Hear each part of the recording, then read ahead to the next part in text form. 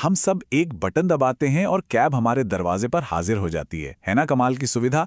लेकिन क्या हमने कभी सोचा है कि इस सुविधा के पीछे जो ड्राइवर्स हैं उनकी कहानी क्या है? चलिए आज हम इसी गिग ट्रांसपोर्ट की दुनिया में थोड़ा गहरा उतरते हैं, जहां ड्राइवरों की शिकायतें और उनके सुझाए समाधान दोनों ही काफी चौंकाने वाले हैं। तो सवाल ये है कि जो किराया हम और आप देते हैं, उसके पीछे का असली सच क्या है? क्या वो पैसा वाकई सही जगह पहुंच रहा है?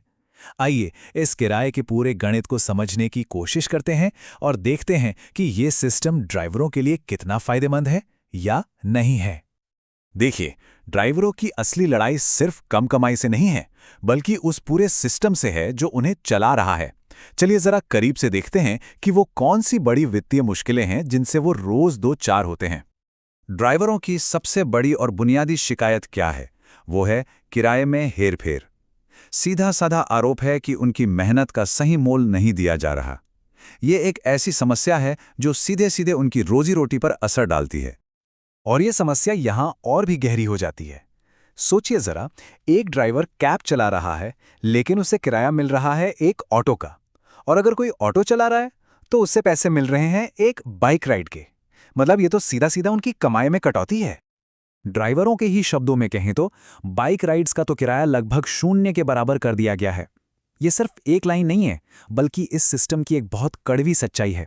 जरा सोचिए, जब सबसे बुनियादी सेवा देने वालों की कमाई ही लगभग खत्म हो जाएगी, तो ये पूरा सिस्टम चलेगा कैसे?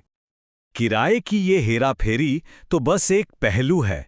ड्राइवरों का कहना है कि असली खेल तो सर्ज प्राइसिंग में होता है और उनके हिसाब से ये पूरी तरह से एक धोखा है। इसे नाम दिया गया है फेक सर्च। अब ये है क्या? मान लीजिए आपको बताया जाता है कि अरे भाई, डिमांड बहुत ज़्यादा है, इसलिए किराया बढ़ गया है। लेकिन असल में कंपनी बस जो मिनिमम किराया होता है ना, उसी को बढ़ा चढ़ाकर सर्च बताकर दिखा रही होती है। ये तो सिर्फ ड्राइवर के साथ ही नहीं, बल्कि ग्राहक के साथ भी एक तरह का धोखा हुआ, है ना? लेकिन यहां सवाल ये उठता है कि कंपनियां आखिर ऐसा कर क्यों रही हैं? क्या ये सिर्फ ज्यादा से ज्यादा मुनाफा कमाने की होड़ है, या इसके पीछे कोई और ही लॉजिक है? और सबसे जरूरी बात, इसका ड्राइवरों पर असर क्या पड़ रहा है? ड्राइवरों के मुताबिक उन्हें एक तरह से मजबूर किया जाता है। उनसे कहा जाता है, कम दे रहे हैं तो इसी रेट में करना होगा। ये सिर्फ एक वाक्य नहीं, ये एक तरह की धमकी है। मतलब या तो ये लो या फिर कुछ भी नहीं वाला हिसाब है। और इसका नतीजा ये होता है कि ड्राइवरों को कम पैसे में काम करने के लिए मजबूर होना पड़ता है। उन्हें एक तरह से सस्ते लेबर की तरह देखा जाता है, जिससे न सिर्फ उनकी कमाई घटती है, बल्कि उनके काम का और उनका खुद का सम्मान भी कम होता है। लेकिन यहाँ एक बहुत जरूरी बात याद रखने वाली है। ये जो ट्रांसपोर्ट इंडस्ट्री है, ये इन ऐप्स से बहुत पुरानी है। ऐप्स से पहले भी थी, आज ऐप्स के साथ भी फल फूल रही है और शायद कल ऐप्स के बिना भी चलेगी। ये बात ड्राइवरों को एक बहुत शक्तिशाली संदेश देती है कि असली ताकत उनके हाथों में है। तो क्या इसका कोई हल है, कोई उम्मीद की किरण? जी हाँ, बिल्कुल है। और यहां पर समाधान के दो रास्ते सुझाए गए हैं। एक जिसे ड्राइवर खुद अपना सकते हैं, और दूसरा जिसके लिए सरकार को आगे आना होगा। तो चलिए सबसे पहले उस रास्ते की बात करते हैं जहां ड्राइवर खुद कमान संभाल सकते हैं और अपनी स्थिति को बेहतर बनाने के लिए कदम उठा सकते हैं। इसमें दो बड़े कदम हैं।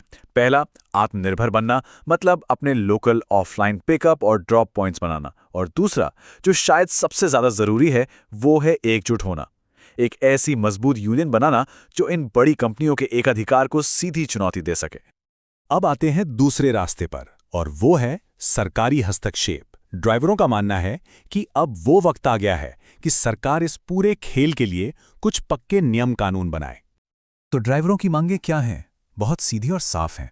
एक ऐसा न्यूनतम किराया तय हो जो उनके ईंधन, गाड़ी के रखरखाव और उनके समय की लागत को पूरा करे। कैंसलेशन के लिए एक निष्पक्ष नियम हो जो ड्राइवर और ग्राहक दोनों पर लागू हो। और सबसे जरूरी मांगों में से एक, राइड स्वीकार करने से पहले उन्हें ड्रॉप लोकेशन जानने का पूरा अधिकार हो। और सर्च प्राइसिंग के लिए भी एक बहुत ही सीधा साधा समाधान सुझाया गया है। ग्राहकों के लिए सर्च पर एक सीमा तय हो, मान लीजिए 30%, और ड्राइवरों को सर्च का फायदा तभी मिले जब डिमांड वाकई में ज्यादा हो, ना कि कंपनी के बनाए हुए फेक सर्च पर। मतलब इस पूरे सिस्टम में पारदर्शिता ही सबसे बड़ी कुंजी है।